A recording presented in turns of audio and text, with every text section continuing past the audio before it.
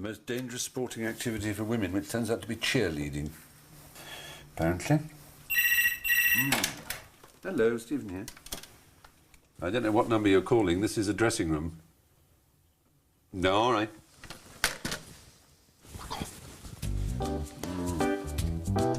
It's all the same old gang. Jamie, how are you, my darling? How nice to see you. You Manic Depressive? Yeah. Oh, sorry, I didn't know. That's all right. No, that's all right. Oh, that's all right. There's another me behind this public mask that is joshing and being amusing and trying to entertain. And sometimes it's a very miserable and despairing one, because I'm thinking, oh, God, when's this going to be over? Sophocles and Socrates, the ancient Greeks that you and I talk about every day. There are times when I so hate myself, and I'm actually kind of sobbing and kind of tearing at the walls inside my own brain, while my mouth is, you know, wittering away in some amusing fashion ho-ho about whatever it is. It wouldn't be television. Without television, you are nothing. I know that better than anyone. I always have voices in my head saying what a useless bastard I am, but the voice is my own. It is my own voice just telling me what a worthless lump of shit I am. Are you surprised that I feel like that? I no longer am, because I know that it's the result of my illness. I have a disease of the brain that I share with 4 million others in the UK. It can be a serious condition. It's led me to being expelled from school, imprisoned for theft, and attempting suicide, all by the age of 17. Please welcome your host for the evening, Mr. Stephen Fry. It's tormented me all my life with the deepest of depressions, while giving me the energy and creativity that perhaps has made my career. It's called bipolarity, or manic depression. Until now, I've tried to cope with it largely by ignoring it. But I'm not so sure that that's been wise. I want to know how severe my condition is, so I've taken part in the world's largest study of bipolarity, which happens to be in Cardiff. The results have shocked me. Now, 0 on that scale is somebody who has absolutely no features of being bipolar at all. From what you've told me, you would score probably about 70. You fit well into the realm of people who have, you know, full-blown manic episodes. It's clear I have bipolarity more severely than I believed, so I've decided to think again about possible treatments, investigate what's now available, and decide if I have to change my life dramatically.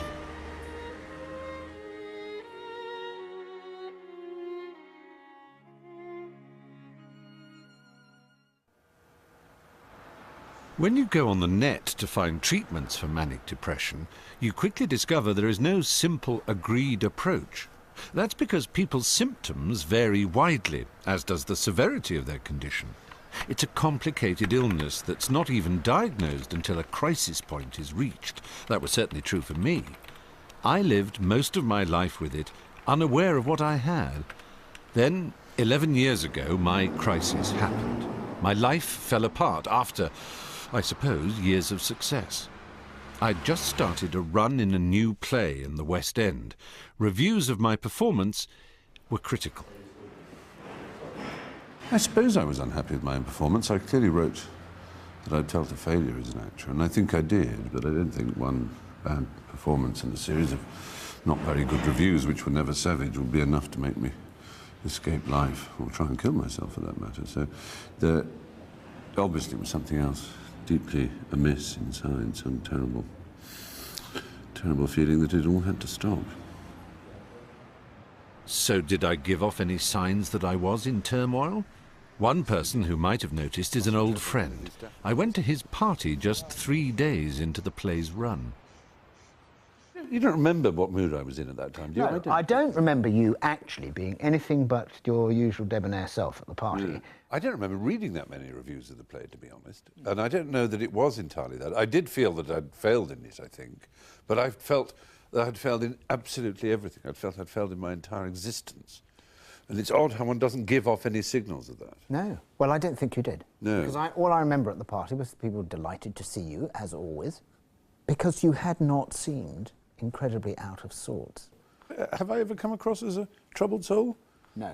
You're somebody who has a strong consciousness of your social obligations. Yes. Politeness.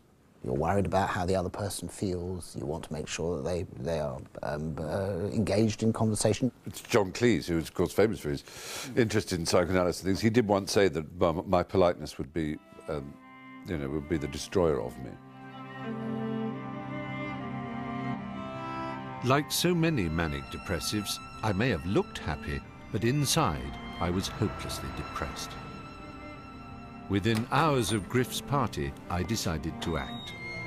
Very early in the morning, I came down from my flat in central London to where my car was, in the garage. Yeah, I went in there, sat in the car with my hand over the ignition, brought down a duvet, which is one of those preposterous details that always accompany something like a grand gesture or a grand attempt to kill yourself. You have to think about it. I thought, well, if I have the duvet along there, it'll stop the air getting in. I had this image of my parents staring right in at me while I sat there for at least, I think, 2 hours in the car, my hands on the ignition key.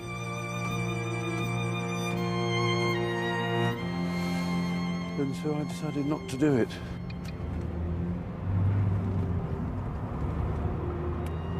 I drove for the south coast to get a ferry.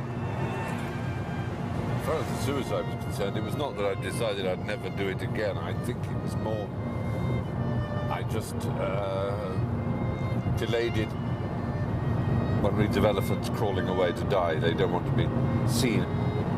It's a primal feeling of ending and severing all connections with everything that you have been. I really believed that I would never come back to England.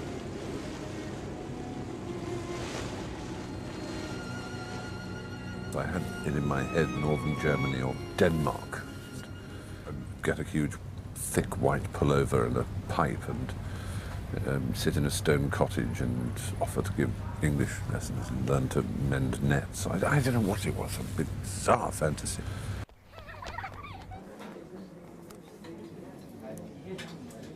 Found myself in Hamburg, and I saw these rows of, newspaper headlines and fears for fry type thing.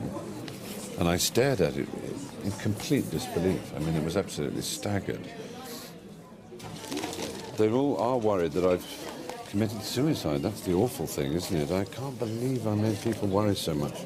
When you feel you can't go on, it's not just a phrase, it's a reality. I could not go on. And I would have killed myself if I didn't have the option of disappearing. I was away for a week. For my family, my disappearance was especially worrying. At the time, I don't know if I believe in sort of great sense of family, that nothing bad has happened, but it just didn't cross my mind. And I'm talking that, you might have Done away with yourself. Myself. Been gone and done it. And then you rang me. You sounded rather small and lost, boyish. And I was absolutely terrified of saying the wrong thing to you, to frighten you about quite how enormous it had been back at home. In some ways more troubled than ever, I quietly came back to London and was taken into the Cromwell Hospital. I spent 3 weeks here, and at the age of 37, a psychiatrist for the first time gave me a diagnosis of bipolar disorder. I don't think I'd heard the word bipolar before, but I do have extremes of mood that are greater than just about anybody else I know, and can occasionally go wild enough for it to be real trouble for me. So in that sense, bipolar fitted. Part of me resisted it. Part of me thought, it looks like an excuse. Another part of me was immensely grateful and pleased to know that some of the extremes of my feelings and behaviour were, had a cause. With the psychiatrist's diagnosis came his advice for treatment.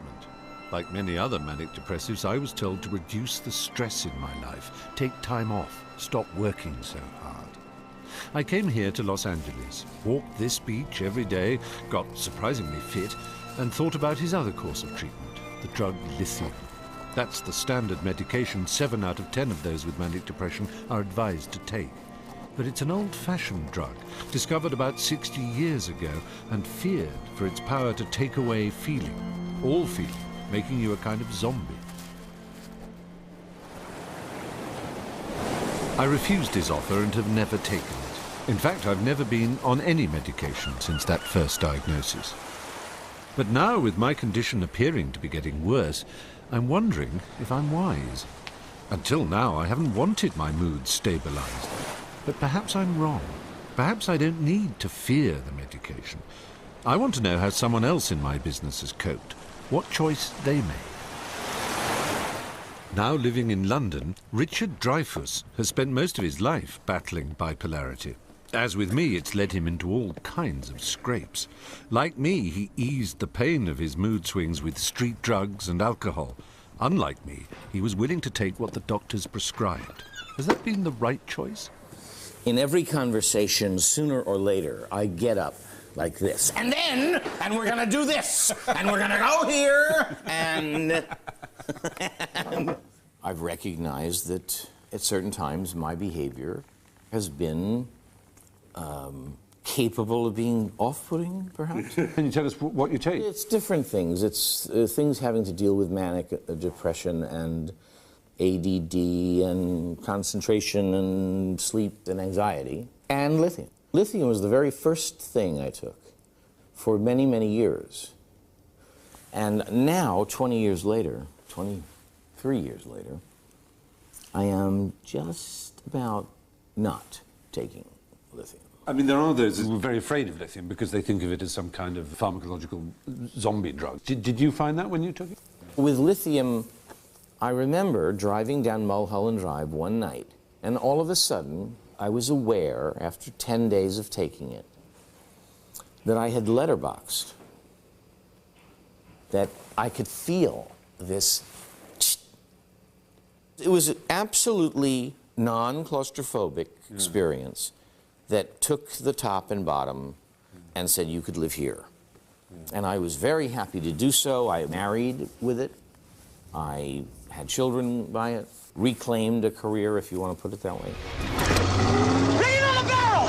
I'm coming around again!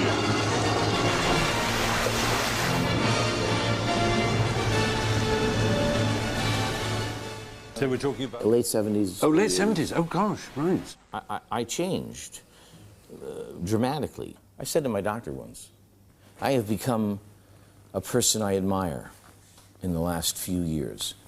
I have wept more. I have said I'm sorry more. I have succeeded in endeavors that were impossible and blah, blah, blah, blah, blah. And I could not have done that without this courage. And he said to me, it's not courage. It is the absence of anxiety. And that is as true a statement. Richard said yes to lithium and other mood stabilizers, and it's clearly helped him cope with severe manic depression. Perhaps I've been too hasty saying no to it, but I'd like to find out how medical science justifies dependence on drugs. Because, as Richard tells me, once he was on them, he's had to stay on them. That's what brings me to Aberdeen and a psychiatrist with strong views about taking the medication. I mean, here are your mood stabilizers, for example. Lithium. I mean, lithium was used for periodic mood disorders 2 centuries ago, but it was also used as a treatment for gout. And it was believed to have health-giving properties. Yeah. It tastes salty, but it's not a good idea to sprinkle it on your food if you... It's dangerous, it's toxic. It's toxic. Yes, for the kidneys and for various other things, isn't it? It's not particularly healthy. That's the reason why, when folks are taking lithium, they have to have regular blood tests. So those who say, "Oh, lithium is a zombie pill," it's a kind of chemical pharmaceutical lobotomy. This kind of idea to you is nonsense. As many patients report cognitive dulling with many medicines in psychiatry. And that's particularly true in folks being treated with bipolar disorder. And some of that dulling of cognitive performance might not be due to the medicine at all, but might be a property of the illness. Right. And that by not taking medication, you might make that worse. The danger is that folks, and we know this is the case, that many patients with bipolar disorder just don't take their medicine. Colleagues in Edinburgh looked at what happened when folks gave up their lithium, and they showed that not only did patients relapse, as you might expect some of them to do, but some of them relapsed a lot faster than the pattern of their illness before they'd started lithium. I mean, for example, if someone stops and starts lithium, you will have more episodes of mania than you would have had you never taken it at all. Yeah. If you discontinue your lithium, in the first year off lithium, the number of reported suicidal acts increases beyond the level that was there before. Because it means once you start, you really have to stay on it for good. Or in the longer term. Yeah. I clearly look preoccupied coming away from seeing Professor Reed, but it isn't because I'm worrying about his message, take medication and stay on it. It's because for the last few days, I've been feeling increasingly depressed. Very sort of black stage at the moment, and would love to be somewhere else other than here, frankly. I'm fully aware I'm a very awful person to be with. I find it difficult to meet people's eyes. I find it very difficult to connect to people. I find it very, I just want to be alone, frankly.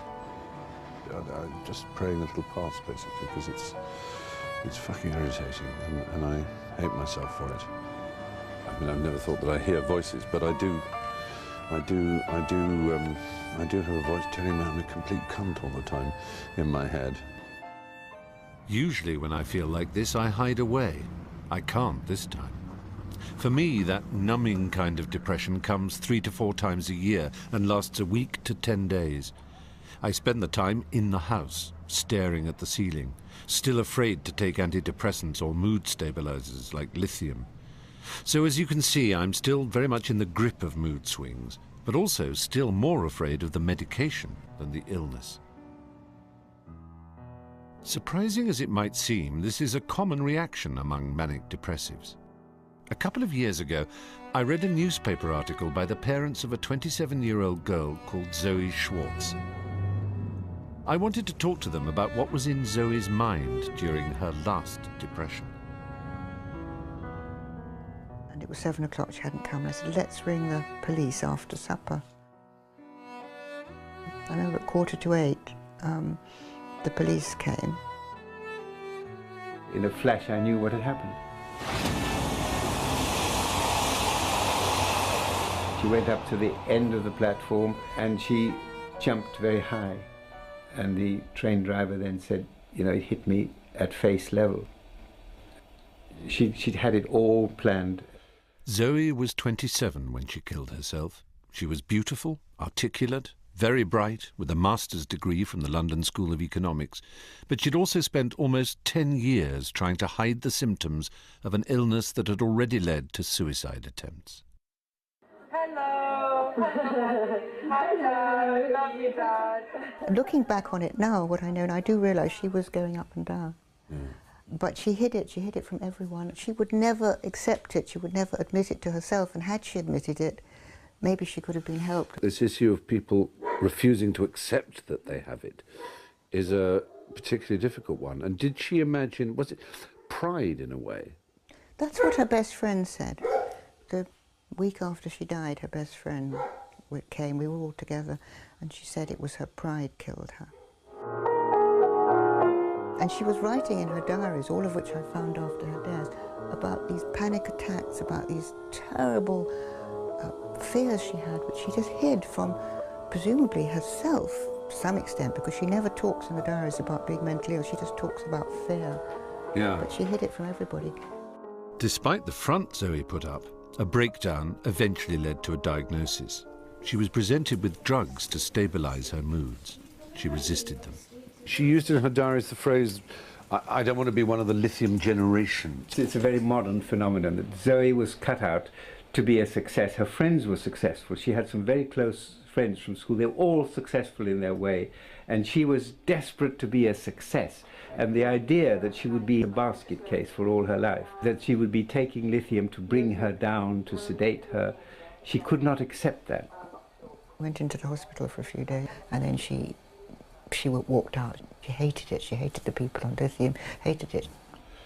With a lot of gowned people with lithium shuffling around a hospital, and she would naturally think, I'm not supposed to, that's not my life. That dread seems to have propelled Zoe to her death. She talked to the psychiatrist who came to see her every week or every 2 weeks, and she told him she wanted to kill herself. She died on Tuesday at 20 minutes past 12, and he rang us up on Wednesday at 9 o'clock, and he said, I think she did that yesterday because she didn't want to come into hospital and take lithium. She was really frightened of lithium. She was really frightened of hospital, and she felt there's a terrible stigma. That stigma is very, very important, and it's, I really do hope that you, Stephen, will be able to do something about that in this program, because this is so harmful. It's revealing that Zoe saw going into hospital and taking drugs to calm her not as stages on the way to helping her recover, but as treatment she couldn't bear to undergo.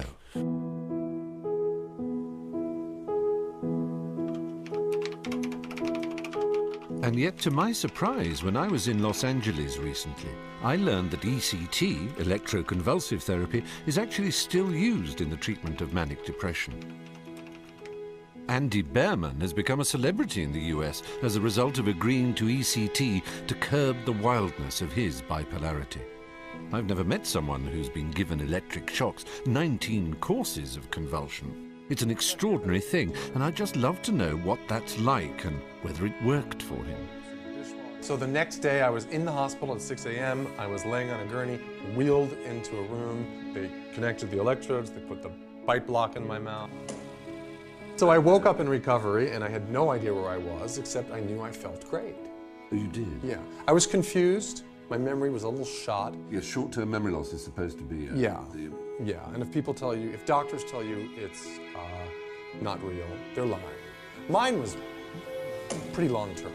But you did feel better? I felt like the concrete in my brain had been kind of liquefied and just shot through. And then my doctor said, you know what, we need to do maintenance therapy. And I said, okay, how many treatments do I need? He said, hey, 20, 30, 40, 50, 60, however many you need. I'm interested in how Andy ended up being given such extreme treatment. His background was a respectable, middle-class Jewish family. But by his late teens and 20s, he was living out a truly manic existence. You were cute and you had blue eyes, and so you got a job as a dancer, a male dancer. Stripper. Stripper is the word, in fact. Whore. Exactly, you did it all. Hustler, prostitute. I did it all. That kind of all ended, and then, because you have to understand how the mind works, the manic mind, okay, what am I going to do next? Wait, maybe I should go to law school. Maybe I should go to medical school. No, that doesn't work. My sister's interested in public relations. Let's go into business together. We're making $3-4 million. Out of control. So I wrote this article for the New York Times Magazine called Electro Boy, because a nurse had called me Electro Boy in the hospital. And it was just a story, an 820-word story, about my experience with ECT. And then I'd have to say, from that point on in my life, nothing went wrong. Andy's article became a best-selling book that was then optioned for a film. Suddenly, the whole world knew Electro Boy. ElectroBoy.com, Fighting Depression and Bipolar Disorder. All my closest friends have read your book and love it since they understand me slightly better now. I am 22 now and still suffering in bliss and agony. Bliss and agony. That's a good phrase, yeah. 20% of people with bipolar disorder kill themselves. 40% never were able to function well enough and end up living with their families. Another 20% don't function at the level that they were ever going to be able to function at, and work as clerks or cashiers or things like that. And 20% somehow stabilize, recover, and just go on to lead extremely productive lives. So do you think it's Andy Behrman who beat bipolar, or the doctors who found the cocktails? Or no, it's me who beat bipolar in tandem with a doctor that I saw for 10 years. I think I came around because after 19 rounds of electroshock therapy and 37 different medications, she said, you're on your own, you can do it. Yeah. You're on your own, you can do it. Oh, you're beautiful. This is Stephen. You're going to read your daddy's book one day, and you're going to wonder. She has an Electro Baby t-shirt.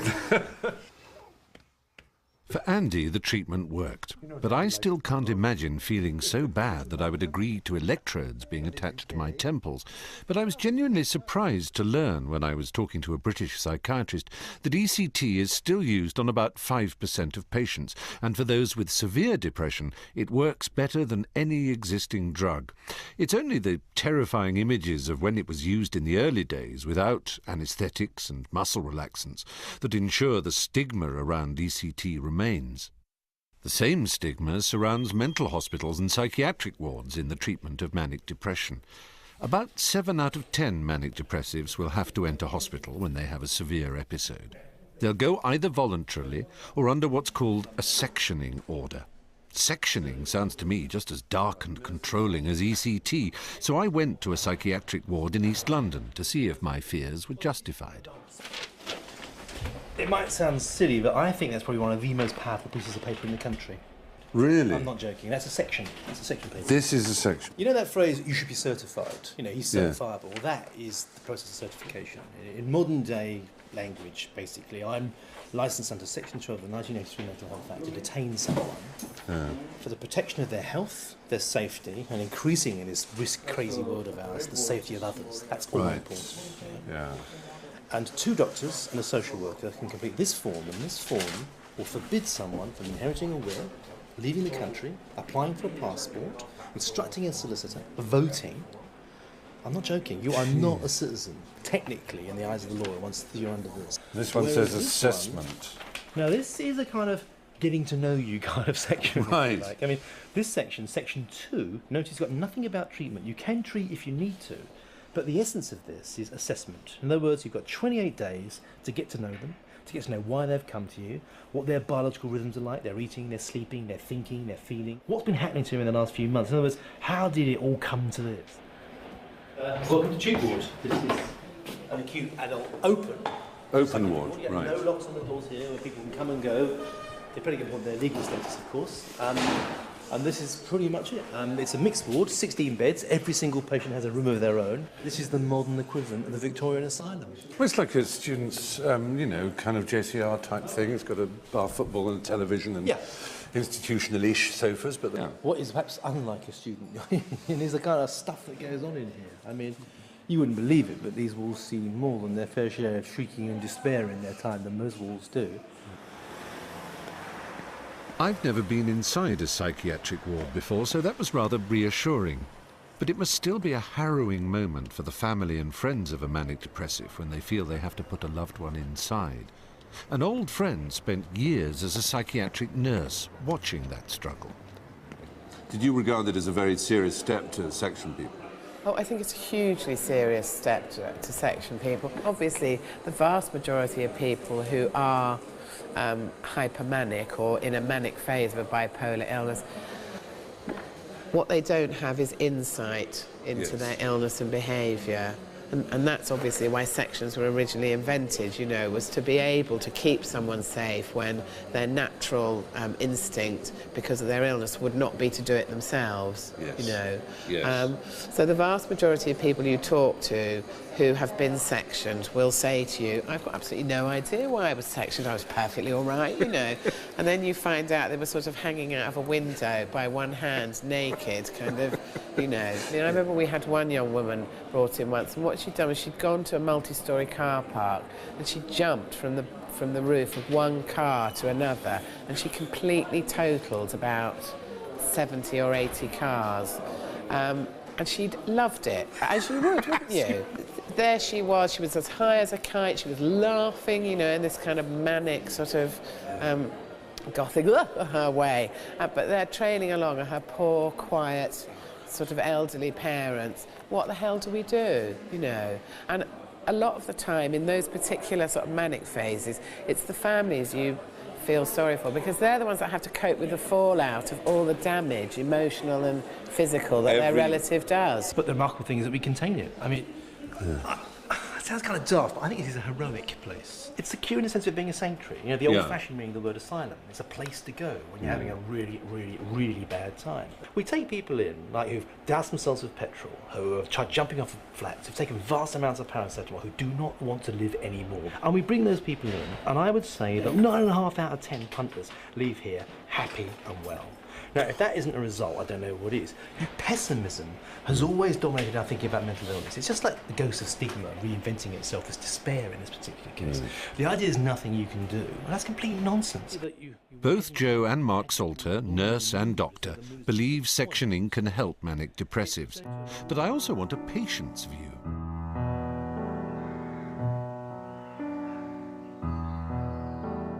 Bethlem Psychiatric Hospital in London gave the world the word Bedlam, the place for lunatics. Liz Miller knows this place well.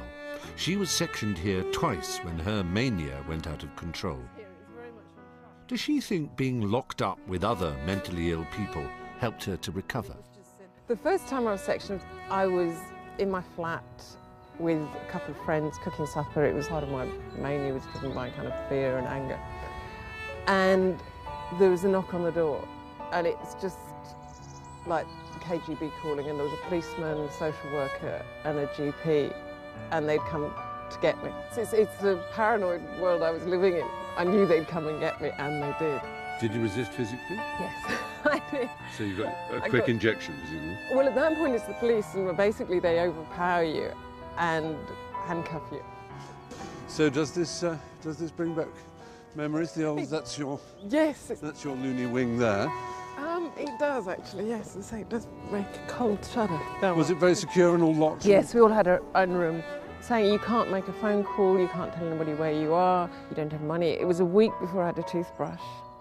They inject forcibly for the first with days. Antipsychotics? Antipsychotics and lithium as well. Right. And did they help? I mean, I don't.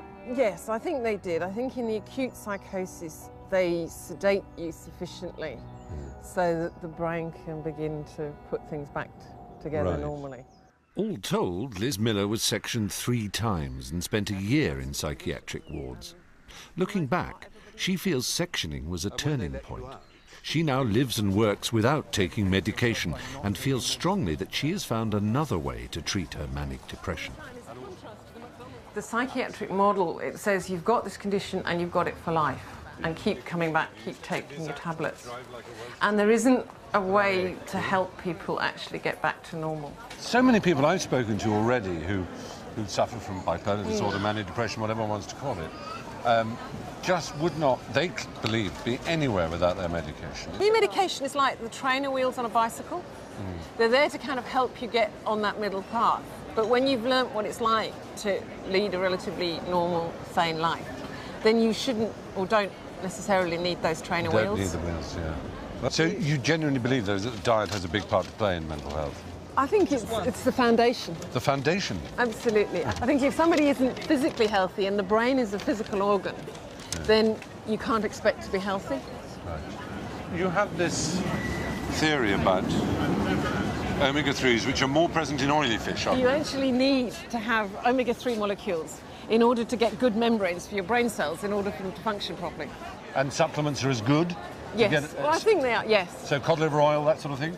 Yes, cod liver oil, flaxseed oil, hemp seed oil. And you take a lot of these things? Yes, I do. I oily fish whenever I can, whenever it's on the menu. And I take every day 3 grams of cod liver oil.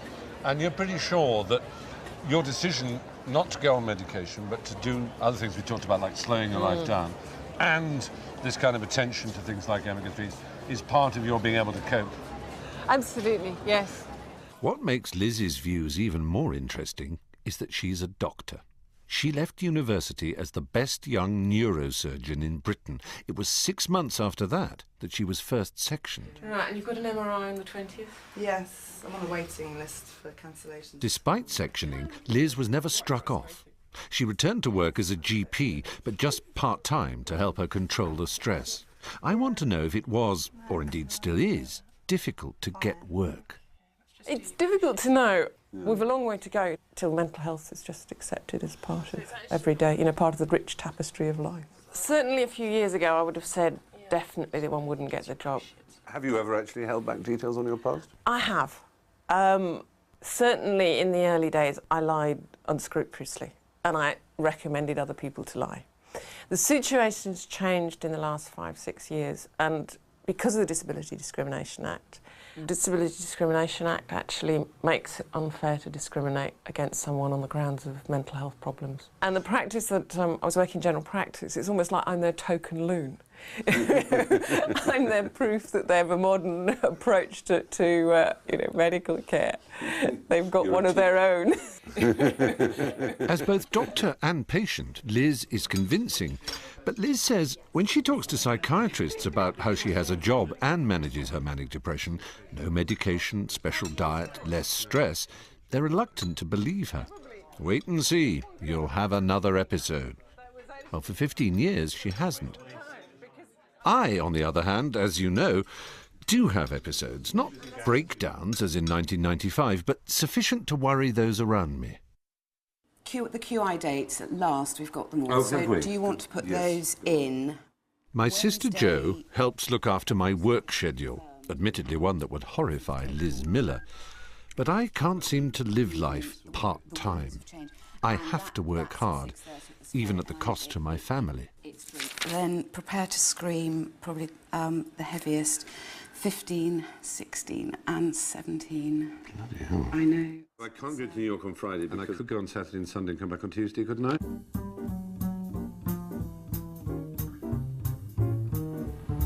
Manic depressives are notorious for just going with their moods and not treating their illness seriously enough until it's too late.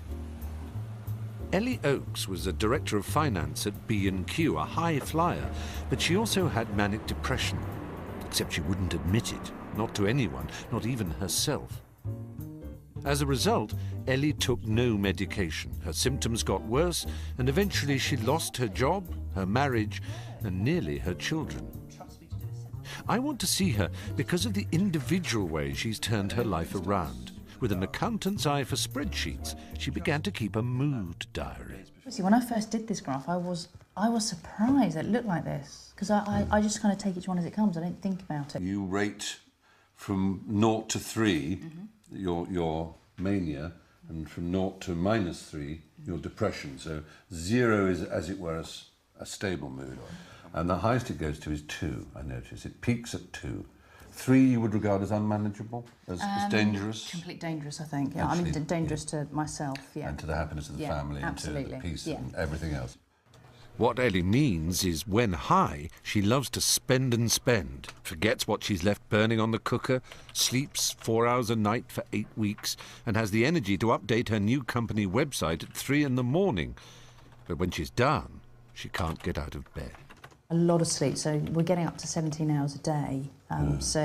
And I just have to. I can't do anything about it. 17 hours a day. Yeah, I mean, it's pretty the bad. cat would be proud of that. Yeah, absolutely. No wonder partner Paul takes a close interest in how her moods are developing. And when she's being creative and it bubbles just into the 1 out of 3 of that scale, then it's manageable. If it starts going above that, then we intervene. Right. With drugs, with medication? With medication, or initially we'll say, right, okay, stop, start stepping back, start relaxing, start working less hours. And sometimes it works. Sometimes you can actually take the illness and work with it so it doesn't get any higher. And is she sometimes resistant? She's enjoying the mania so much she doesn't want to? Yes. And sometimes well, look, I need you to take that tablet just so it doesn't go too high, can be a threat. I don't want to take it. And then you have to have the argument. When we think of mental health, we think of, men in white coats. Has it ever come close to that? We've reached a situation where we've accepted we couldn't cope at home. And Ellie had to go into hospital. There was no chance of her getting well on her own without support and specialist support. So at that stage, had to go into hospital. Yeah. And that was, at that stage, for 10 weeks. Wow. How long ago was that? That was 2 years. 2 years ago. So the children were all, aware that Mum was ill. Yes. And how did you explain it to them? Mum is ill, she has to go into hospital, and the children would say, why? It's difficult being a mummy sometimes because you feel guilty about it. And you feel like you should be, you should be normal and be sensible and responsible and sleep like 8 hours a day. You can be sensible and you are normal. Right, okay. Exactly. Part of you. I couldn't imagine you without it. How many mums do you see drawing pictures, painting, bead making, jumping up and down, running around, making jokes? When I'm in those times when I have ideas and I want to do things, they don't get fed up with it. It's like someone's got like a special voice. That's a gift. This is just like a special voice, but better. Ah. All personalities are balanced out by something. Yeah. And Mum's just happens to be that her creativity is balanced out by her going to sleep. Yeah. Does it touch you that they think you've got a gift? I can't describe what that feels like. I just... It is really touching. It is, isn't it? Yeah. Ellie's mood diaries clearly let her see the big picture of her condition, and I'm impressed at how open she is with her family about her moods and behaviour. I've never mapped my own moods week by week, year by year. Perhaps that allows me to avoid seeing just how frequently they occur and how strongly they shape my life. An obvious manic sign for me, as it is for Ellie, is excessive shopping and spending. Now, psychiatrists encourage manic depressives to notice wild behaviour and then hold it in check. To that end, they not only offer drug regimes, but more and more psychotherapy. One talking therapy that they say proves useful is called CBT, Cognitive Behaviour Therapy. It emphasises changing how we think about what we're doing. I've never tried it, but I've often worried about how I shop when I'm manic, so I've asked Jan Scott, an expert in CBT, to come and try to help me keep things under control. I've probably got about 9 digital cameras. How many pictures do I take? None. Absolutely none. Let me see now, here we got sat-navs. How many of those have you got? I've got about 5 sat-navs. Digital DVD projector. That's an interesting thing to have, don't you think? What people always tell us is it's that it is driven. It's almost like an addiction that they don't feel able to stop it. I think I have 12 computers. I must have something between 14 and 20 iPods. I know a fair number of people are in for toys for the boys, but they don't have 14 iPods. They don't have 13 computers. I tell you what it is. What you've discovered is that I'm insane. I'm actually mad. Good to see you. I'm really well. How are you? Oh, have you got the new Mac Mini? Yes, I'd love to. That's fantastic. People do it and they feel even more stimulated, more excited about it, and it feeds into this desperate, vicious cycle. And so one of the things we try and do with people is to recognise it absolutely right at the start of when they're becoming hypomanics. I don't want to be a killjoy here. Yeah. Is this because you really want this? No, this is really practical and sensible, believe me. Yeah? This is brilliant. Because you've only got 12 at home. Yeah, but I know what you mean. But you see, I'm beginning to sweat now. No. Could you stop yourself? Probably wouldn't. I mean, in the mid-80s, I had 11 motor cars. It is my treat, and I'm aware that even if it were irrational, the fact is I work so fucking hard that this is the few moments of pleasure I get. Supposing somebody turned around and said, look, this is going to cause trouble if you do this. If you go home with this today, you know, it's going to be a bit of a fight on. I would stab them in the throat with a pencil. Hey! You didn't stop me, did you? Unlike in analysis where you might be trying to look at subconscious processes, you're actually trying to look at the thoughts that people have that are very prominent in their mind. And you can use that to look at how that influences their mood and their behaviours. You'd want to help people identify the risks of when they become a bit disinhibited and how they could handle that. Can you reduce the risks in a behavioural way? Can you change people's behaviours? Jan tries hard with me, but I've had years of practice. Will I undergo a course of cognitive behaviour therapy? Not yet. I like giving my manic side full rein at times, although I recognise I'm lucky. I can afford my excesses. But I am interested in how cognitive therapy can be used with manic depression. When Jan tells me about a young girl in North London who wants help because the depressive side of her bipolarity is making her feel suicidal, I want to meet her. Cordelia? Hi. How nice to meet you. I'm Stephen. To meet Hello. you. Hi. Teresa. Teresa, you're nice Cordelia's mother, yes?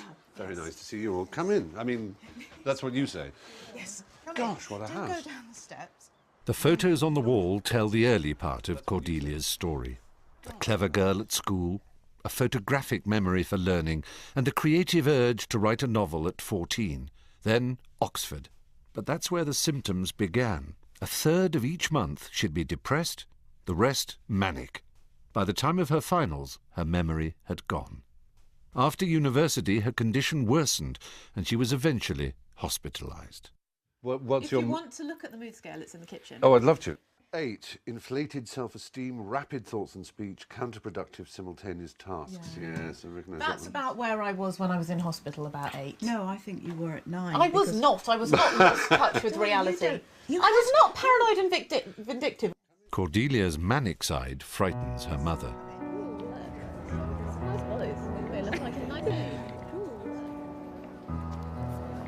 Every time I go to the station to meet her, I remember the night that she didn't come home. I met every train, every hour, just hoping and hoping that she'd be walking down the steps, and she wasn't. She'd just allowed herself to get picked up by somebody in a bar, or she'd picked him up and she'd just gone back with a stranger for the night.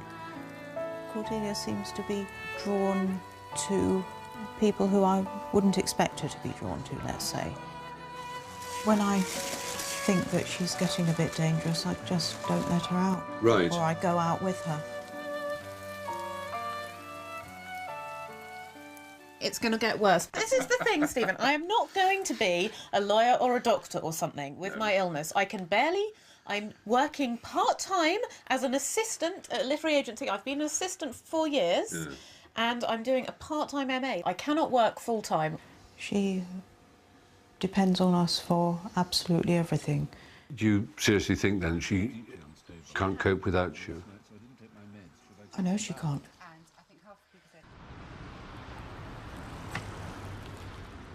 When we're left with Norman on his own, the story doesn't work for me, and I just found it quite depressing. And I was wondering if just I didn't get it. Exist anymore in old England that doesn't fit. Cordelia's fears about her future depress her. That does come across. But even worse is the effect her depression has on the one activity she loves, her writing. That's what she desperately hopes Jan Scott can help her with. You've got this terrible problem that as soon as you slip a little bit below a normal mood state and you're depressed, your creativity disappears. I suppose what I had thought is that when I was depressed, I would be able to write about being depressed, but I actually can't. I can't even write about being depressed when I'm depressed. I can't really write about anything. For about the first 5 or 6 years of having the illness, I wouldn't ever be depressed for more than a couple of weeks. Literally, last time and the time before, towards the end, when I'd been depressed for sort of 9 or 10 weeks, I just thought, I've never been depressed for this long before. I could never, this could be the one that I never come out of. But I'm never going to be able to write again. I'm never going to be able to, go out and socialise again. I'm never going to be able to really do anything again. I mean, what does it say about you if you can't write?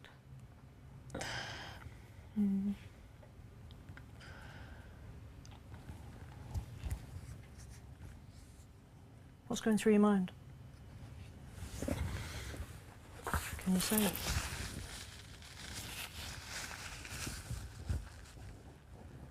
She's very upset. She's picked up her bag. She looks as if she wants to walk out now. I find watching later, Jan talking Cordelia through her feelings, very moving. It's fascinating to see how Jan uses cognitive therapy to unpack the deeper emotions within Cordelia. But the most important thing I felt here was that she was identifying something so fundamental to her view of herself. And there's a point at which she can't even say the words about how she feels about it. This issue of she had grown up being seen as exceptional, and she felt the illness had taken this away from her. I don't mind a bit of weakness in other people. if it's sexy sort of weakness. I hate weakness in myself. I think of myself as very strong and glittery and shiny and funny. Right. The writing is something that I'm good at, and that... So if you can't do that, that's the final straw. Yeah. Her self-esteem is partly tied up in her ability to be a writer, and she's had a lot of positive feedback about that in her past.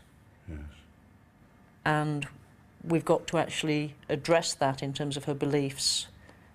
Because otherwise it becomes this vicious cycle, and and it becomes very dangerous because she becomes she potentially could become quite hopeless. And that makes people very vulnerable. Generally thinking about suicide and death is not good for me at all. So I don't want to. With the stigma that still surrounds mental illnesses like manic depression, I thought Cordelia was very brave, allowing me to witness such a private moment. Like the others I've met, she was prepared to be seen and heard so that all of you know better about the illness we suffer. Just like me, Cordelia has come to accept that she has a chronic condition that will be with her for the rest of her life. That's a painful realization.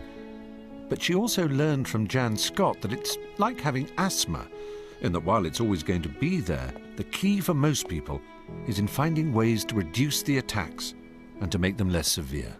That's where treatment comes in. Cordelia accepts it, but what about me? After all I've seen and heard, I'm still unsure. I feel reluctant to embrace a life on medication, but I do fear the intensity of my moods and where they can lead. As I say, I don't want to kill myself. I wouldn't mind dying. It's a terrible thing to say. And I hear myself and I think, oh my God, my mother's going to hear me say that. And I think, how awful, Stephen, what do you mean you wouldn't mind dying? That's a terrible thing to say. And all those who love me would say, what an awful thing to say. But a lot of them would say, yeah, I know that feeling too. And yet, as with all bipolars, there is this other side. I love my condition too. It's infuriating, I know, but I do get a huge buzz out of the manic side. I rely on it to give my life a sense of adventure, and I think most of the good about me has developed as a result of my mood swings. In this journey, I asked many of my fellow manic depressives how they balance this contradiction. I asked them if they could press a button to release them from their bipolarity, would they do so? Most, despite traumatic moments in their life, said no. So after all this, what would I do? I wouldn't press the button and live a normal life, not for all the Team China.